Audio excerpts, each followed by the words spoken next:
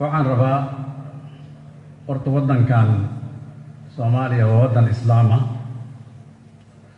sharciga la sameynayana waxaa loo sameeyaa shacabkan islaamka in lagu dhaqo. waxaan rabaa qodob ka mid ah qodobada wasiiradda ay soo gudbisay siduu u hadlayo. qodobka afaraad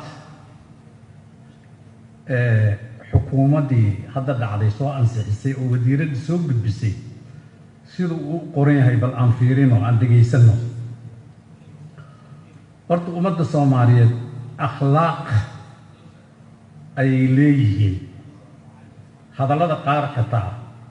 siiqada loo qoro in laga fiirsadaa fiican.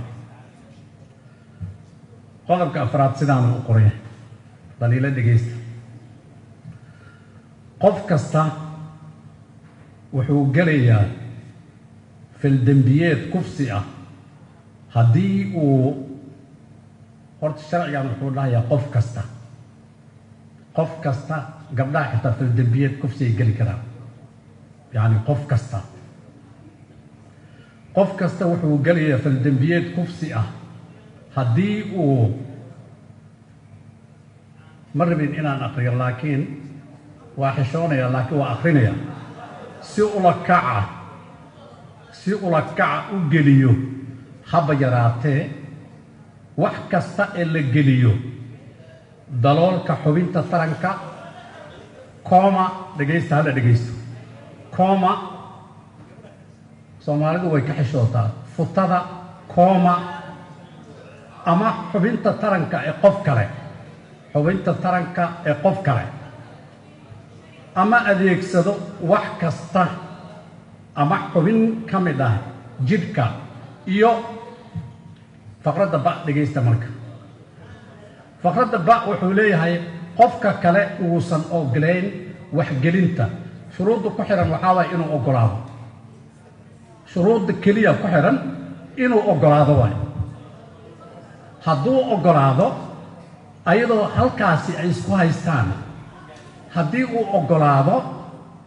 itmiinis ma aha dembi maaha. waxaa fiirisaan marka shareecada islaamka ma ogola. waxaan rabaa xildhibaanada inay si fiican u soo jeestaan rabaa. xildhibaan waxaan kuu sheegayaa marka ugu horreysa waddankan waa waddan islaam ah. shuruucda la samaynayo waxaa loogu talagalay shacabka Soomaaliyeed in lagu dhaqo. waddankan diin ayuu leeyahay. laakiin nasiib wanaag midaan idiin sheegayaa dastuurkan dadka soo sameeyey khubarada dastuurkan soo qortay hal qodob oo wax walba ka badbaadinaya baarlamaankay ku soo dareen waxaan waafaqsanayn yacni shareecada islaamka iyo maqaasideeda sharci ma noqon karaan lamana keeni karo baarlamaanka.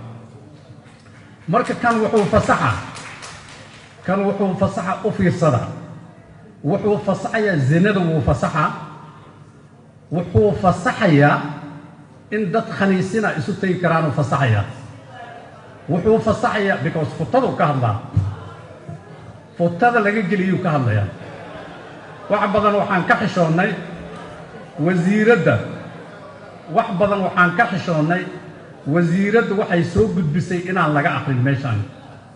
laakiin duruuftaa kallifaysa inaan aqrino aan caddayno. waxaan idiin sheegayaa dad badan waxay mar walba soo celcelinayaan waay sharciga loo keeni waayo. waxaan idiin sheegayaa sharcigaasi guddiga hawshaan u xil saaran in badan aan ka wada hadalnay. teedi kale hal qodobaan idin caddaynaya. sharcigan xukuumadda markay ansixisay xukuumaddii hadda dhacday culammada Soomaaliyeed oo dhanaa ka hadashay. waxay yidhaahdeen qaarkood dadka sharcigan soo ansixiyey waxay ku sifeeyeen inayn islaam ahayn. sidaa daraaddeed waxaa loo saaray ra'iisul wasaare ku-xigeenka iyo guddi asaga madaxa ugu yahay oo culamaa u diinka Soomaaliyeed dadka la yaqaano ay ka mid ahaayeen. waa laga soo shaqeeyey sharcigii wasiiradda loo yeeray waxaa la yidhi waxaan rabnaa sharcigan in la saxo wasiiraddu waxay tiri wixii aan soo qortay keliya ayaa xukuumadda laga ansixinaya wuu ka soo gudbay waxaan fariisinay guddiga joogtada sharciga markuu noo soo gudbay waxaan fariisinay guddiga joogtada ee baarlamaanka golaha shacabka waxaan tusnay waxaan ku dhahnay qodob dastuuriya ayaa wuxuu dhigayaa in waxaan waafaqsaneen yani shareecada islaamka iyo maqaasideeda aan sharci noqon karin xukuumaddiina waxaanay soo gudbisay maxaan ka samaynaa guddiga joogtada waxay soo jeediyeen inaan xukuumadda dib loogu celin ee guddoonka baarlamaanka uu qaato in sharcigan la hagaajiyo guddoonka baarlamaanka mas-uuliyaddaasuu qaatay waxaan wacnay culimmadii soomaaliyeed oo aan islahayn shareecada islaamka si fiican ay u yaqaanaan oo weliba ku xeel dheer keliya ma aha shareecada islaamkee qawaaniinta kalena bartay culummo la yaqaano oo magaalada muqdisho iyo meelo fara badan laga yaqaano culummadii dhowr maalmooda lala fariistay waxaan u yeernay sharci yaqaanadii golaha shacabkaan u yeernay waa la wada fariistay culummadii iyo sharci yaqaanadu way fariisteen